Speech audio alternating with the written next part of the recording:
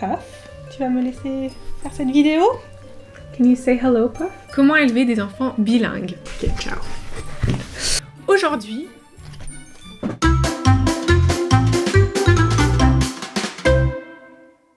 bonjour à tous et bienvenue sur la chaîne YouTube des éditions Chatty-Cat. Je suis Karen, je suis une ancienne enseignante d'anglais. Je suis aujourd'hui l'éditrice de la maison d'édition Chatty-Cat. Je suis aussi une maman et je suis américaine. Donc pour moi, l'anglais c'est un sujet qui est très important. Vous savez peut-être que les Français ne sont pas les plus forts en anglais. Chaque année, il y a des études qui montrent qu'on est loin derrière d'autres pays européens tels que l'Allemagne. Petit à petit, on progresse, on s'améliore, mais voilà, il reste encore beaucoup de choses à faire. Aujourd'hui, on va parler de comment vous pouvez aider votre enfant à devenir bilingue même si vous ne l'êtes pas. C'est tout à fait possible. Dans cette vidéo, je vais vous donner toutes mes astuces pour vous aider et aider vos enfants à devenir bilingue, à parler anglais parfaitement. J'ai eu beaucoup de chance, j'ai eu une éducation bilingue. Mon père est francophone, ma mère est américaine. J'ai donc vécu aux États-Unis pendant presque toute ma scolarité, mais j'ai quand même eu une immersion constante en français grâce à mon père. Mais rassurez-vous, c'est tout à fait possible pour votre enfant de devenir bilingue même s'il n'a pas eu la même éducation que moi. Par exemple, ma mère est devenue bilingue alors qu'elle ne l'était pas du tout quand elle était petite. Elle a appris toute seule à parler le français quand elle était déjà adulte. Donc c'est tout à fait possible. Dans cette vidéo, je vais tout vous dévoiler. Tout d'abord, j'aimerais parler de quelques idées reçues qu'on entend souvent et qui sont complètement fausses. La première, c'est celle que j'entends très fréquemment en tant qu'éditrice. Notre maison d'édition organise des ateliers dans les écoles et donc c'est quelque chose qu'on entend très souvent. Mais j'ai pas envie que mon enfant, qui n'a pas encore une maîtrise totale de sa langue maternelle, apprenne une deuxième langue. Il va se perdre, c'est pas une bonne idée, il faut attendre un petit peu. Attendons le CP, le CE1, qu'il ait vraiment une maîtrise de sa langue maternelle avant de lui présenter une autre langue. C'est une idée qui est très persistante, malgré de nombreuses études qui montrent que c'est totalement faux. Plus ils sont jeunes, mieux ça va se passer. Ils vont mieux apprendre l'anglais si ils sont en contact avec cette langue avant l'âge de 7 ans.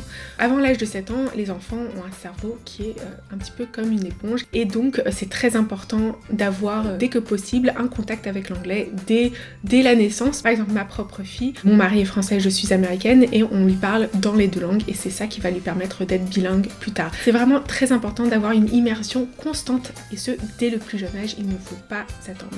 Et en plus, des études démontrent que le cerveau d'un enfant bilingue se développe différemment. Les enfants bilingues vont avoir certaines capacités cognitives que les enfants qui ne parlent qu'une langue n'auront pas. Par exemple, ils auront plus de facilité à faire plusieurs choses en même temps.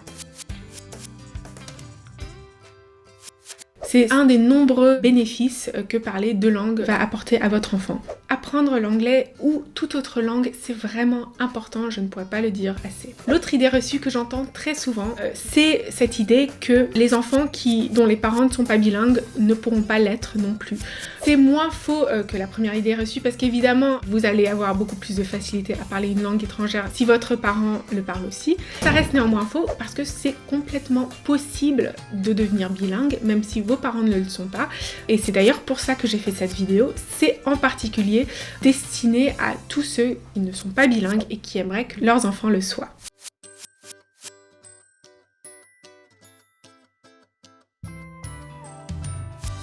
L'école, c'est synonyme de travail. À l'école, votre enfant va apprendre l'anglais, mais ne va peut-être pas forcément être très emballé, ne va pas vouloir pratiquer l'anglais en dehors des cours, parce que pour lui, c'est les devoirs, c'est une obligation qu'il a, ça n'a rien d'amusant. Et c'est tout à fait compréhensible.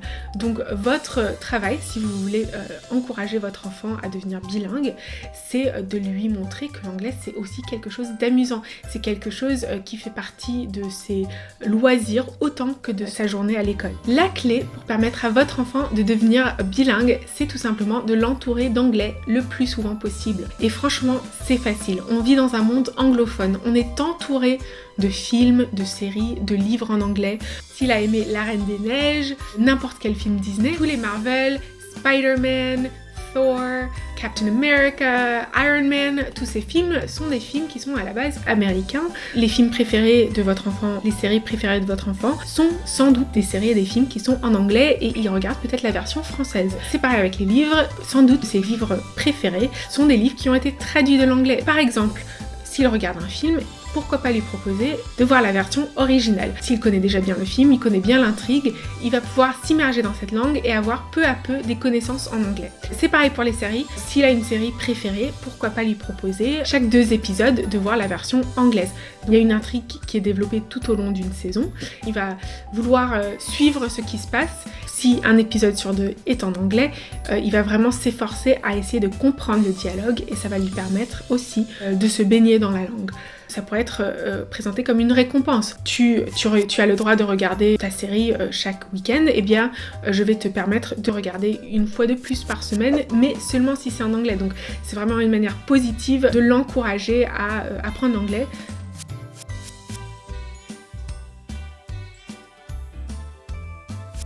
C'est ça le but, c'est que l'anglais ne soit pas quelque chose à apprendre, mais quelque chose qui fasse partie intégrante de sa vie de tous les jours. Donc on a parlé de films, de séries. Une autre possibilité, si votre école propose des ateliers périscolaires, foncez.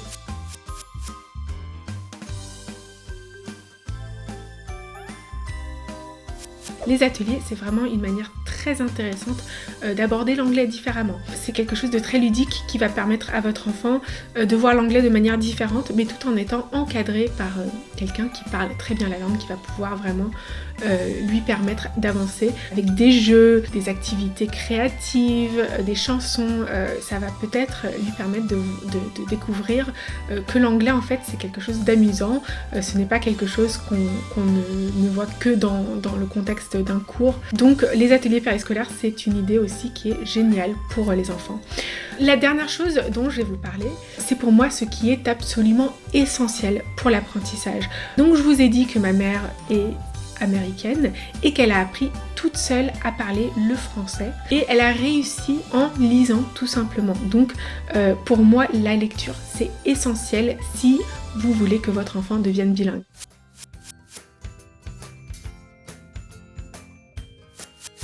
Alors moi-même, je suis américaine, j'ai passé toute ma scolarité aux États-Unis à part 2 ans, CP CE1 en France. Mais à part pour ces 2 années, au tout début de ma scolarité, je n'ai jamais pris de cours de français, de cours de grammaire et pourtant, je suis en France. Je suis une éditrice en France, je suis une auteure de romans en français.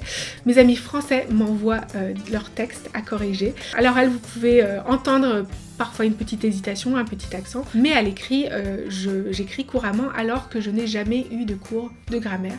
J'ai réussi vraiment en lisant et pour moi, ce n'était pas un travail, c'était vraiment un plaisir. Pendant mes heures de loisirs, je lisais énormément de romans en français pendant toute ma jeunesse. Mon auteur préféré était la Comtesse de Ségur.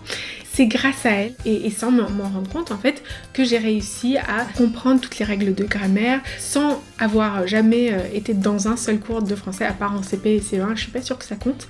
Donc pour moi la lecture c'est absolument essentiel, non seulement pour écrire, ce qui est nécessaire évidemment, mais aussi pour parler la langue parce que c'est vraiment en lisant qu'on comprend la logique de la langue qu'on est en train d'apprendre. Je ne peux pas recommander assez la lecture. Et dans la deuxième partie de cette vidéo, je vais vous donner toutes mes recommandations de livres pour tous les âges, pour tous les niveaux, pour que votre enfant, quel que soit son niveau, puisse avancer en anglais. Je suis l'éditrice de Chatty-Cat qui publie des livres bilingues, donc je vais vous en parler un petit peu.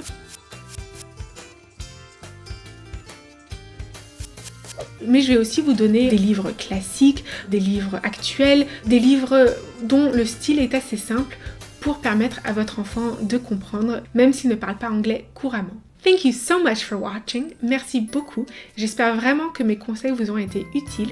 N'hésitez pas à me laisser un commentaire pour me dire si ça a été le cas et aussi pour me donner des suggestions d'autres vidéos que vous aimeriez regarder. N'hésitez pas à vous abonner, à liker et à partager cette vidéo. Merci beaucoup, thank you so much, see you very soon. Bye! Puff, can you say hello?